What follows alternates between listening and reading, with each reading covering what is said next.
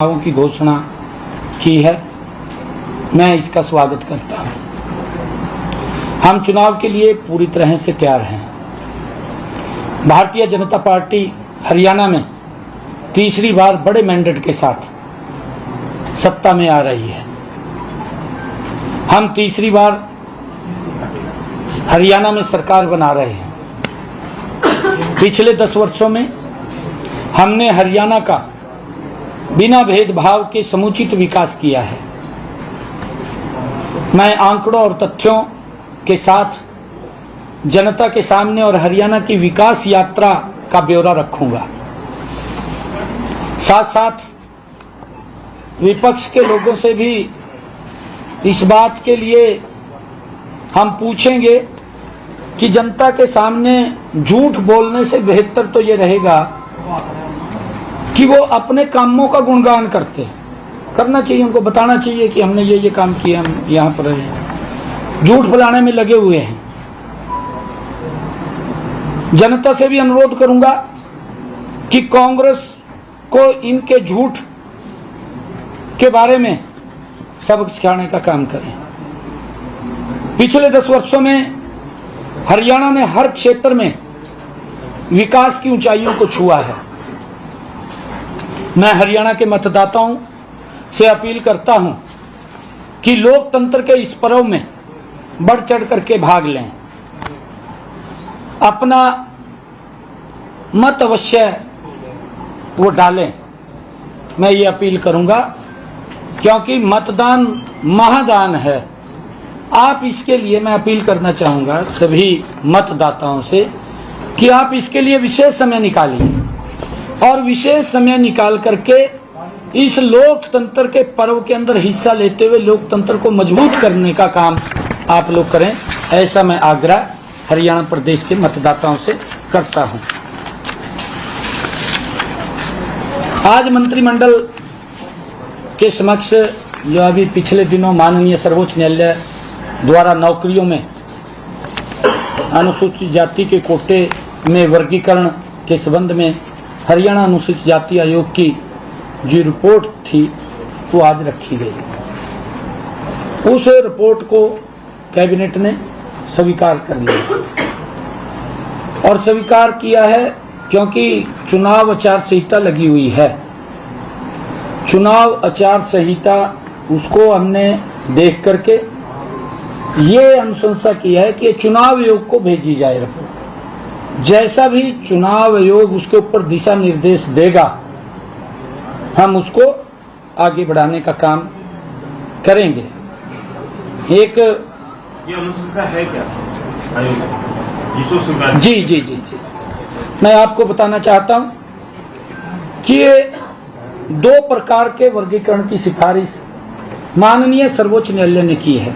एक अन्य अनुसूचित जाति, दूसरा वंचित अनुसूचित जाति। उसके अंदर जो ऐसी समाज के अंदर गरीब व्यक्ति है ऐसे लोगों को, और उसके अंदर आयोग ने ये विश्लेषण भी किया क्योंकि रिपोर्ट पिछले कैबिनेट के अंदर हमने आयोग को भेजी थी।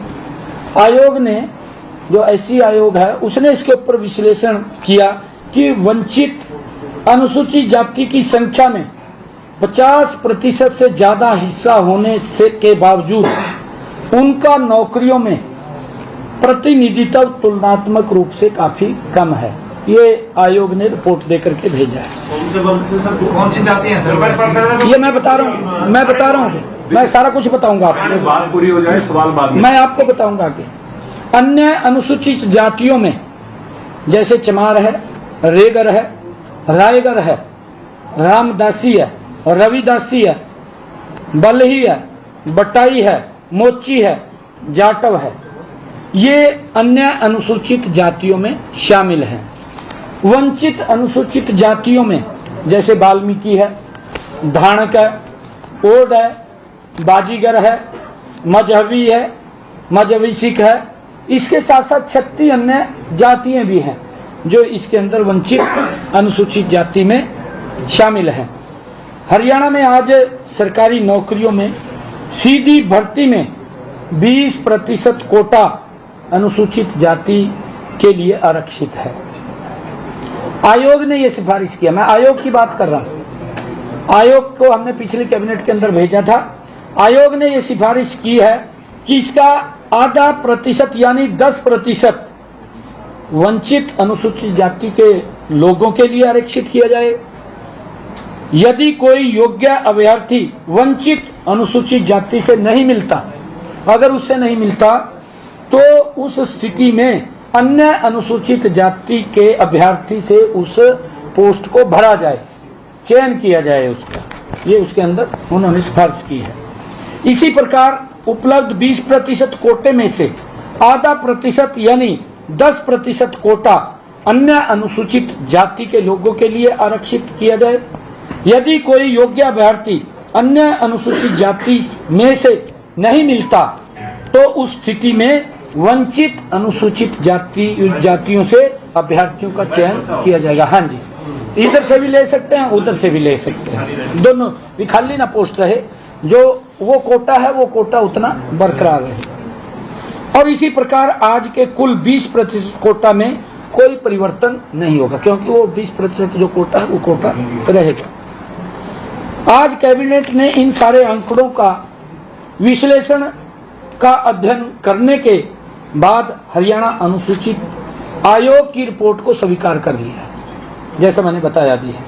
लेकिन आदर्श आचार संहिता लागू होने के कारण फिलहाल इस मामले में आगे की कार्रवाई अमल में चुनाव के बाद लाई जाएगी। हाल ही में कैबिनेट द्वारा 50,000 से, दूसरा जो विषय है हमारा, आज एक और विषय था जो हमने 1,20,000 HKRM के जो कर्मचारी थे उनको सुरक्षित करने का काम किया था। और लगातार हमारे पास कुछ लोग और आ रहे थे, क्योंकि उसके अंदर 50,000 की कैप लगाई थी। उसके अंदर कोई किसी की जो सैलरी 53,000 कुछ थी या 57,000 कुछ थी, ऐसे काफी वर्ग आ रहे थे। हमने ये उसी में ही पीछे निर्णय ले लिया था कि इनको भी कुछ न कुछ इसके अंदर सुधार किया जाए, क्योंकि आज कैबिनेट के अंदर आना था ये विषय।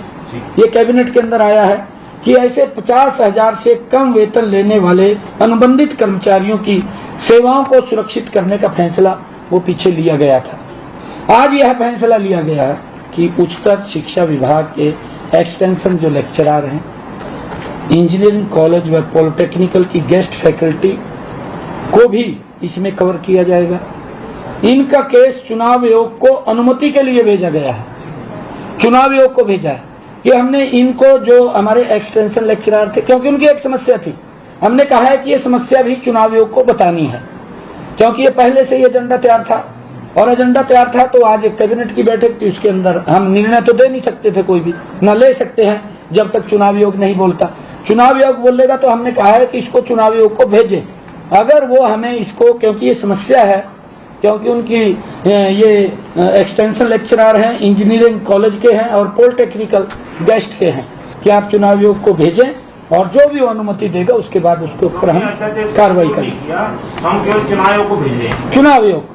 हमने रिपोर्टें देखी, आज उसके ऊपर देखिए, मैंने बताना तो था ना भी, क्योंकि एजेंडे में था, ये हमारे पास आया, निर्णय कोई नहीं किया, निर्णय चुनाव आयोग के ऊपर है। अगर वो निर्णय करता है तो ठीक है, नहीं तो उसके ऊपर परमिशन देगा तो लागू कर देंगे, चुनाव आयोग के ऊपर है। 50,000 से ऊपर है एक्सटेंशन लेक्चर या जो भी है, हाँ, मैंने कहा है कि जो इसके अंदर कुछ एक्सटेंशन इंक्रीज किया, कितना परसेंट है? उसके अंदर इंक्रीज किया कि हम उनको शामिल करें, ओपन करें। इसके अंदर ऐसा किया, हमने ऐसा किया, बाद में सवाल करें तो अच्छा नहीं, ऐसा किया है इसके अंदर भी, एक साथ लगे टीचर, जिसकी डिग्री कम थी तो उसको 35,000 रुपए मिल रहे हैं, क्योंकि पूर्व के अंदर इसी प्रकार से वो लगाया गया था। और जिनके पास PhD की डिग्री है उनको सैलरी ज्यादा मिल रही है। ये वो कह रहे कि हमारा तो कसूर नहीं है कोई, हम साथ लगे, ये तो सुरक्षित हो गए, हम सुरक्षित नहीं हुए। तो उस समस्या को जेन्युइन समस्या थी उनकी। हाँ, नंबर है तो सर ये लगभग 2-1 हजार के करीब है सर, लगभग इतना का। हायर एजुकेशन के गेस्ट हैं। हाँ हाँ हाँ, इतना का। जी जी इसके अलावा अन्य विभागों में लगे अनुबंधित कर्मचारी जिनमें सभी तरह की रजिस्टर्ड सोसाइटियों जैसे Samagra Shiksha Parishad, Haryana AIDS control society, NHM work education instructor, NHM work education instructor, Aarohi model school, computer professional teacher डिट्स के डिट्स इत्यादि शामिल हैं। स्पेलिंग क्या है?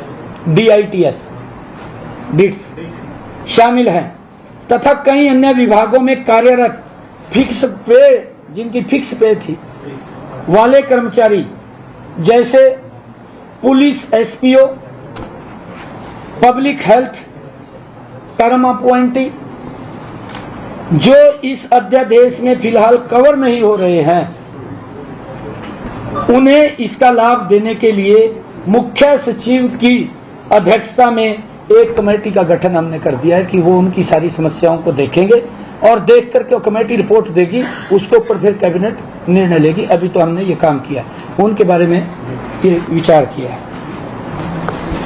इस कमेटी के में अतिरिक्त मुख्य सचिव, वित्त विभाग तथा मानव संसाधन विभाग के प्रधान सचिव शामिल होंगे, जो कमेटी बनाई है। ऐसे सभी केसों का अध्ययन करने के बाद यह कमेटी अपनी सिफारिश चुनाव आयोग को देगी। मेरे अनुमति ले वहाँ से। हाँ, वहां से अनुमति चुनाव आयोग को भेजेगी। ये सारा का सारा करने के बाद वो उन्हीं के ऊपर है जी, कमेटी बना दी। मतलब टाइम बाउंड नहीं है। नहीं, कमेटी बना दी ना। दो अधिकारी होंगे ना सर? तीन अधिकारी CS चीफ सेक्रेटरी के नेतृत्व में, चीफ सेक्रेटरी के नेतृत्व में बनाई। यह अध्यादेश हरियाणा के अंदर, क्योंकि एक और इसमें एजेंडे के अंदर था आज जो हरियाणा सार्वजनिक जुआ निवारण अध्यादेश, जुआ निवारण अध्यादेश वो था। यह अध्यादेश हरियाणा में सार्वजनिक जुआ घरों को चलाने, खेलों या चुनाव में सट्टेबाजी, खेलों में मैच फिक्सिंग या स्पॉट फिक्सिंग तथा इससे जुड़े सभी रोकथाम और दंड का प्रावधान करने के लिए लिया गया है। इसके लिए एक हमने इस बात को स्वीकार किया है कि ये कहीं अगर जुआ ये कोई होता है, सट्टेबाजी होती है, तो उसके ऊपर कानून उसको रोकने के लिए कानून लेकर के आए। सरकार का उद्देश्य आम जनता को ऐसी किसी भी गतिविधि द्वारा की गई धोखाधड़ी का शिकार होने से बचाने का है। विभिन्न मामलों में दोषी पाए जाने पर अधिकतम 7 साल की सजा और अधिकतम 7 लाख रुपए का जुर्माने का प्रावधान इसके अंदर किया गया। एक हमारा एजेंडा था कि पंजाब एंड सिंध बैंक से 500 करोड़ रुपए का cash credit WCDL LC limit का लाभ लेने के लिए राज्य सरकार की गारंटी देने हेतु एक्स पोस्ट फैक्टो स्वीकृति प्रदान की गई। तो वैसा एजेंडा किया गया। और एक और ऐसी था, वो दक्षिणी हरियाणा का था, इसके लिए भी एक्स पोस्ट फैक्टो। किसको दिया लोग गारंटी? ये था बिजली वितरण निगम लिमिटेड के लिए कार्यशील पूंजी क्रेडिट सुविधाओं एवं कैंपस की स्वीकृति के लिए विभिन्न बैंकों और FI के पक्ष में 6300 करोड़ रुपए की, हाँ जी 6300 करोड़ रुपए। एक ये और महत्वपूर्ण है, ये भी एजेंडे का उसके अंदर विषय था कि हमारे हरियाणा राज्य वन कार्यकारी शाखा में ग्रुप C की भर्ती में जो महिलाएं भर्ती होती थी, उनके आज किए गए संशोधन के अनुसार शारीरिक मापदंड श्रेणी के तहत महिलाओं को मामले में 74 और 79 सेंटीमीटर को नीमों से हटाया गया है।